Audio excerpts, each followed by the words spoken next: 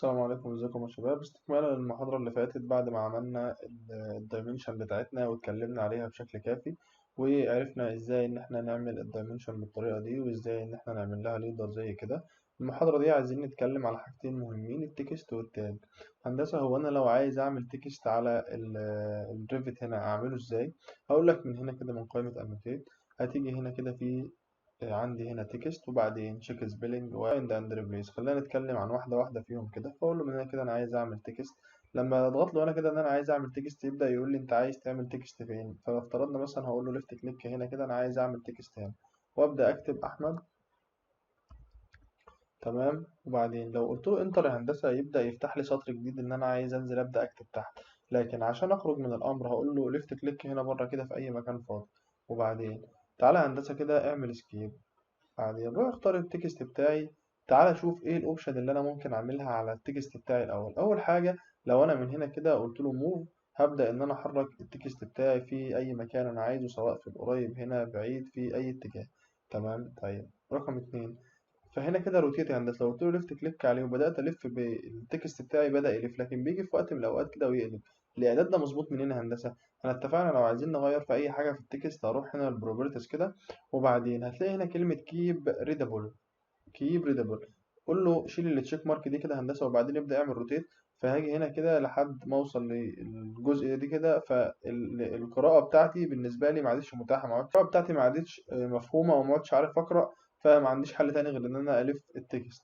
تمام. فهاجي من هنا كده وارجع التشيك مارك على الكيب ريدابل. تمام. ده اول حاجه. تاني حاجه هندسه، البابل هنا اللي على اليمين وعلى الشمال دي، لو جيت هنا ليفت كليك كده ودراج بدات افتح المساحه بتاعه التكست بتاعي. وكذلك لو قللتها ممكن ان انا اوصل كده ان انا ابدا اضيق المساحه بتاعه الخط بتاعي. تمام. فهقول له انا عايز ارجعه زي ما كان كده. ولما بتفتح التكست كده هندسه يبدا يظهر معاك هنا هندسه مجموعه الاوبشن بتاعه الوورد. يعني هل انت عايزه مثلا يتحرك في الاتجاه ده، عايزه في النص، عايزه فوق، عايزه في الشمال، عايزه في اليمين لو انا بكتب عربي، وهكذا. تمام. هعمل دراج كده واقفل التكست بتاعي على المكان اللي انا عايزه. ثم انا كده هندسه لو جيت ركزت هنا كده هتلاقي ان التكست بتاعي ده السكيل بتاعه صغير خالص. ممكن هندسه اول حاجه اجي اقول له مثلا اغير من السكيل من هنا من تحت واقول له انا عايزه مثلا نفترض 1:50. هو من ضمن الانوتيشن فبدأ يظهر معايا اكتر من الاول. لما اقول له هندسه انا عايزه مثلا، اقول له هندسه مثلا انا عايزه 1:200. بص كده بدأ يكبر لي التكست والانوتيشن بتاعتي وبدأ حجم التكست بتاعي يكبر. لكن انا عايز اعمل تعديل على التكست لوحده، فهرجع السكيل بتاعي ل 1:100. وبعدين هندسة انا دلوقتي عملت مجرد تكست عادي. لكن لما اقول له انا عايز اعمل تكست واجي اقرب مثلا هنا كده على سواء كانت القاعدة دي او الكولوم ده، واقول له من هنا كده عندي مجموعة اختيارات. اول حاجة اللي هو 1 سيجمنت، وهنا 2 سيجمنت، وهنا لو كيرف. طيب نعمل الكلام ده ازاي، او ايه الفرق ما بين الكيسز دي والكيس دي يا هندسة؟ فاختار واحد منهم كده هندسه واقول له مثلا نفترض الوان سيجمنت دي، واقول له ليفت كليك على العمود بتاعي يبدا يعمل لي عليه سهم كده. في المكان اللي هقول له ليفت كليك يبدا يفتح لي ان هو مكان للكتابه. فاقول له مثلا كولوم سي ال 1. تمام. وبعدين ليفت كليك في اي مكان كده. طب لما اختار اختيار تاني هندسة اللي هو التو سيجمنت من هنا كده، بعدين اروح هنا كده هقول له ادي ليفت كليك هنا وبعدين اطلع لبره وبعدين ليفت كليك وبعدين هقول له هنا كده مثلا ليفت كليك. فاذا انا بحتاج له ان انا اضغط على تو بوينت عشان اكتب العمود بتاعي او اكتب التكست بتاعي. فاقول له برضه هنا سي ال 1 وبعدين ليفت كليك في اي مكان كده. طيب ولو اخترت من هنا كيرف يا هندسة هتيجي برضو على نفس العمود واقول له من هنا ليفت كليك يبدأ يعمل لي كيرف يطلعني بره كده، واقول له ليفت كليك في اي مكان واقول له برضو سي ال 1. تمام. وليفت كليك هنا. يبقى انا عرفت الفرق ما بين التلاتة. لو عايز الليدر بتاعي ده يسمى الليدر، لو انا عايز الليدر بتاعي اما سيجمنت او تو سيجمنت، او لو انا عايزه كيرف. طيب هندسة، هو انا لو عندي ده نفس العمود وده نفس العمود وده نفس العمود وده نفس العمود، هل معنى ذلك ان انا هروح اعمل لكل عمود لوحده؟ طب ما انا ممكن اعمل تكست واحد واطلع منه مجموعة من الليدر تكون موصلة ليه ويبقى معروف ان هو كولم 1. طب اعمل الكلام ده ازاي يا هندسة؟ ركز هنا كده يا هندسة، انت عايز تضيف هنا سيجمنت رايت ولا سيجمنت ليفت؟ طيب عايز تضيف العدد بتاعك كله في اليمين ولا في الشمال؟ فاقول له هندسه من هنا انا عايز اضيف مثلا ولنفترض في اليمين. تمام كده. فبدأ يطلع لي الليدر بتاعي. فمن هنا كده ليفت كليك على البوينت بتاعتي واعمل لها دراج واروح للكولوم ده. طيب عايز اضيف كمان واحد، من هنا كده ليفت كليك. عايز توديه فين؟ عايز اوديه هناك كده هندسة على العمود اللي بعده. هاخد البوينت بتاعتي واعمل لها دراج. تمام. وهكذا هتضيف هنا عدد لا نهائي من الليدر بتاعتي. طيب لو عايز اضيف في الاتجاه التاني هقول له هندسة في الاتجاه التاني واعمل ليدر، وبعدين من البوينت هنا كده وابدأ اسحب اعمل دراج للعمود بتاعي، وهكذا عايز كمان واحد ليه اعمل دراج للعمود ده. فاذا مجموعة الاعمدة دي هي كلها هي سي ال 1. تمام كده. فاتحكم في الدراج بتاعك على حسب ما انت عايز. طب هندسة انا عملت كمان ليدر وكمان ليدر وكمان ليدر، تلاتة أربعة زيادة، وعايز أبدأ إن أنا أمسحهم. هتيجي هنا كده هندسة من علامة الماينس دي وأقول له هندسة، وبعدين تقول له ليفت كليك ليفت كليك ليفت كليك. بدأ يمسح لي آخر تلاتة ليدر هو عاملهم، وهكذا هيبدأ يمسح لي آخر حاجة أنا كنت عاملها. طيب تمام. هندسة عندنا حاجة كمان عايزين نتكلم عليها، هي التشيك سبيلنج. تمام. قبل ما أتكلم عن التشيك سبيلنج هروح من هنا كده من فايل اوبشن. هلاقي هنا كده هندسة اختيار من الاختيارات للبرنامج بتاعي. الديفولت بتاع البرنامج اسمه تشيك سبيلنج. تمام. هنا هو بيقول لي هو انت عايز تعمل انجور للحروف الكابيتال والحروف السمول ولا الكلام ده، بس الكلام ده مش هيهمني. انا اللي يهمني هو الجزء اللي هتكلم عنه دلوقتي. اول حاجة بالنسبة للقاموس بتاعك، هو بيقول لك ان القاموس بتاعك هو الامريكان انجلش. لو انا عايزه البريتش، الفرنش، الجيرمان، الايطاليان، الاسبانيش، ايا كان بقى على ما انا عايز، او انا القاموس بتاعي حسب الدوله اللي انا شغال فيها. تمام كده. طيب بص هنا كده تحت هندسه واقول له من هنا ايديت. لما اقول له من هنا ايديت ده هندسه القاموس او مجموعه الكلمات اللي الريفت. يعني اي كلمه زياده عن دول او بره عن دول هو مش هيعرف، او هيقول لك ان في ايرور. الايرور ده مش معناه ان الكلمه غلط، لكن الايرور ده معناه ان الكلمه مش موجوده هنا اصلا بالنسبه للقاموس. تمام. طيب اذا انا عايز اضيف كلمه هندسه جديده للقاموس بتاعي فاقول له من هنا كده edit. وبعدين هقول له الكلمة اللي أنا عايز أعملها، ولنفترض إن هي مثلا أحمد. تمام. الطحاوي. تمام. فهو كده يبدأ يضيف لي الكلمة دي أو التكست ده على القاموس بتاعي. تمام. هيقول لي هنا أنت عايز تعمل له سيف، أقول له أيوه أنا عايز أعمل له سيف. بعد كده هندسة لما أجي أفتح هنا إيديت هلاقي الاسم موجود لوحده، وعايز أضيف أي كلمة تاني هبدأ إن أنا أضيفها بعد كده، فأبدأ أضيفها على ال- القاموس بتاعي. أوكي. فلو جيت من هنا كده على كلمة أحمد دي وقلت له الكلمة دي كده ليفت كليك عليها بحيث إن أنا أحدد تكست، وبعدين أقول له تشيك سبيلنج. فيقول لك إن أحمد دي ككلمة هي بالنسبة له غلط. ليه؟ لأن مش متعرفة لوحدها. هيجيب لك الكلمات كلها اللي موجودة في القاموس بنفس الموضوع. لكن لو قلت له من هنا أعمل هنا كلوز كده، وبعدين لو قلت له من هنا كده إن أنا هكتب الاسم كامل أحمد الطحاوي. تمام. وبعدين هقول له ليفت كليك هنا كده وكده، وابدا اعمل دراج عشان اخلي الكلمه كلها ظاهره، او اخلي الكلمه كلها في سطر واحد. وبعدين اقول له تشيك سبيلنج. هيقول لي تشيك سبيلنج احمد الطحاوي، الكلمه موجوده، ويبدا يجيب لي برضو الكلمات المتشابهه او اللي موجوده عنده في القاموس. تمام كده. حاجه كمان يا هندسه عايزين نتكلم عنها، وهي الفايند اند ريبليس. معايا مربع حواري بيقول لك انت عايز نوجد كلمه ايه الكلمه اللي انت عايز تبحث عنها. طيب عايز تخليها ريبليس تكتب مكانها ايه.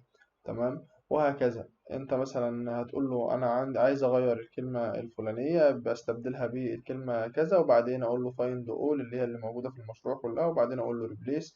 يبدا ان هو يغير لي الكلمه دي في البروجكت بتاعي كله. طيب تمام. عايزين نتكلم على ايه تاني يا هندسه بالنسبه للتاجز. يعني ايه تاجز يا هندسه؟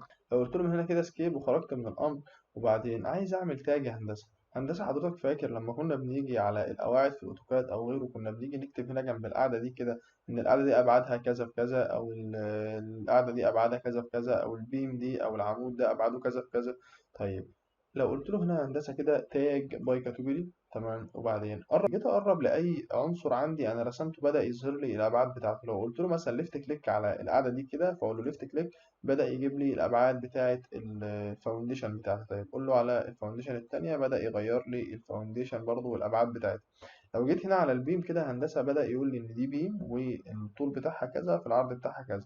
طيب لو رحت هنا على أي قلم يقول لك إن القلم ده سي ال 1 25 في 60. إذا التاجز دي هندسة هي عبارة، أقول له سكيب كده، هي عبارة عن الإدخالات أو اللي أنت كنت مدخله بمعنى الفاميلي بتاعته. بمعنى لو أنا جيت من هنا كده على العمود ده وقلت له من هنا انا عايز ارسم عمود تاني مثلا، او اختاره يكون عمود تاني. لما اخترته ان هو يكون عمود تاني بدأ يغير لي في الابعاد بتاعته. طيب هرجعه تاني، سي ال 25 في 60. لما رجعته بدأ يغير لي برضه في الأبعاد بتاعته. وكذلك البيم بتاعتي والفاونديشن.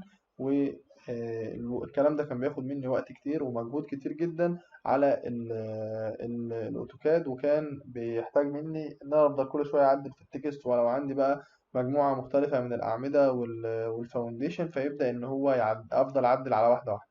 طيب لو قلت لهم هنا كده تاج أول يا هندسة، يبدأ يظهر معايا مربع حواري. حضرتك عايز تعمل تاج لإيه؟ أنا مثلا عايز أعمل تاج للستراكشرال كولوم، تمام، ثم الستراكشرال فاونديشن، دولت الاتنين اللي أنا عايز أعمل لهم تاج.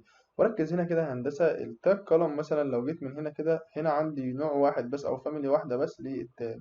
لكن لو جيت من هنا كده للستراكشرال فاونديشن مثلا، وجيت للستراكشرال ريبار، وبعدين من التاج دي كده، وبعدين لقيت هنا أكتر من نوع في التاج للستراكشرال ريبار. تمام. لو قلت له يا هندسه انا مش عايز الاستراكشر ريبار، انا عايز بس الفاونديشن والقلم، وبعدين قول له ابلاي كده يا هندسه، بدأ يا هندسه ان هو عمل لي تاجز على كل، قول له اوكي، عمل لي تاج على كل القلم بتاعتي وكل الفاونديشن بتاعتي. لكن الكلام ده طبعا بشكل مش مرتب. فالفرق ما بين اللي انا عملته اللي هو تاج باي كاتيجوري، والفرق اللي هو عمله لي ده. طيب ارجع تاني يا هندسه من تاج اول وابدا، رجعت وشلت التاج اول دي يا هندسه. طيب تمام. لو ركزت هنا كده يا هندسه، لما قلت له تاج اول قال لي ان انا هعمل لك اللي في البروجكت كله في الكرنت فيو، يعني كل اللي في المشروع بتاعي في الفيو ده هيبدا ان هو يظهر لي التاج بتاعي عليها. تمام كده. طيب تمام. وهيكون انت عايزها بليدر او نون ليدر. طيب هندسة، هو انا لو عايز اعدل في بقية التكست اعمل ايه يا هندسة؟ اقول له عايز اعدل في التاج دي او اعدل في التكست بتاعتي. اتفقنا يا هندسة ان انا عايز اعدل في حاجة، اقول له ليفت كليك عليها واروح للبروبرتيز. لو رحت البروبرتيز هنا يا هندسة تلاقي الفاميلي بتاعتي زي ما احنا متعودين، ومعلومات عن الجرافيك بتاعه، وبعدين اقول له edit type.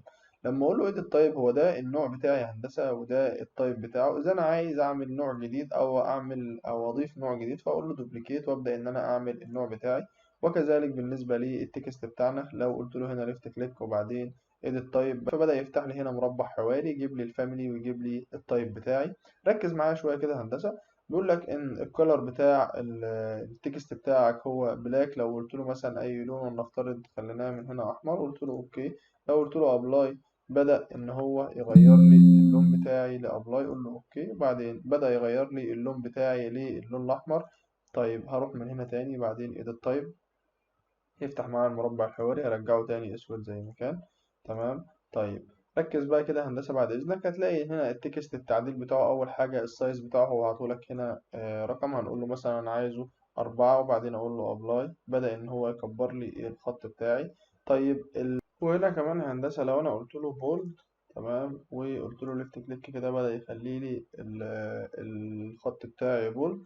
وهكذا لو أنا عايز تحته أندرلاين هقول له من هنا أندرلاين، وأقول له اقول له من هنا اندرلاين، وبعدين اقول له ابلاي. وبعدين لو انا برضو عايزه هيكون مايل اضغط له على الاتليك، وبعدين افعل التشيك مارك دي او اشيلها. دي مجموعة الاعدادات اللي انا ممكن اعملها للتكست بتاعي او اغير فيها. وبعدين اقول له هندسة اوكي ابلاي. او لو انا عايز اضيف نوع جديد من الانواع بتاعة التكست بتاعتي، او اظبط الاعدادات بتاعتي. ومنها برضو ممكن من هنا كده لو انا قلت له edit type، نوع الخط بتاعي او الفونت اللي انا شغال بيه ممكن إن أنا أغيره هندسة. فلو جيت هنا كده على تكست فونت، في هنا نوع خط ومجموعة من الفونتات اللي اللي موجودة على الديفولت بتاع البرنامج. فلو أنا عايز أغير نوع خط منهم فأغيره، لكن أنا عايز الخط ده زي ما هو. تمام. ولو عايز أغير نوع من أنواع التاجز يا هندسة هقول له من تاج هنا كده، وهاجي على كلمة تاج هتلاقي هنا كلمة مكتوب عليها loaded tag and symbol، تقول له ليفت كليك يبدأ يظهر معايا هنا كده مربع حواري يقول لك أنت عايز تضيف نوع التاج بتاعك فين او على ايه. هقول له مثلا ان انا لو انا عايز اضيف على الاستراكشرال كولوم، عايز اروح اضيف لها تاج معينة او اضيف مجموعة من التاجات عليها. وهكذا لاي عنصر عندي تاني هختاره زي structure فلور او الستراكشر ريبار او اللود اريا وهكذا. تمام. طيب تمام كده احنا خلصنا كلام على التاجز والتكست هندسة، وان شاء الله نتقابل على خير المحاضرة الجاية.